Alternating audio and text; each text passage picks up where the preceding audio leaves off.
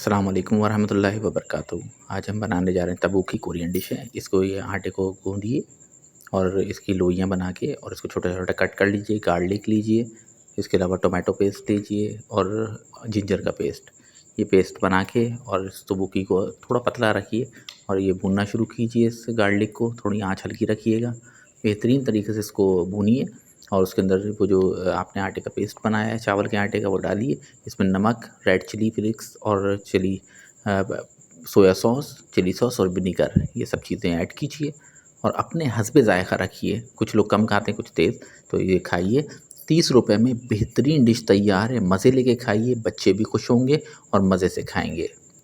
आपको ये आसान सी रेसिपी बताइए, इंशाअल्लाह ताला आपको पसंद आएगी। मेरे चैनल को लाइक और सब्सक्राइब ज़रूर कीजिए और इसको मिक्स करके और इसके साथ जो है वो सोया सॉस रख के खाइए। अस्सलाम वालेकुम वरहमतुल्लाहि वबरकातुहू। मेरे चैनल को लाइक और सब्सक्राइब ज़रूर किया कीजिए।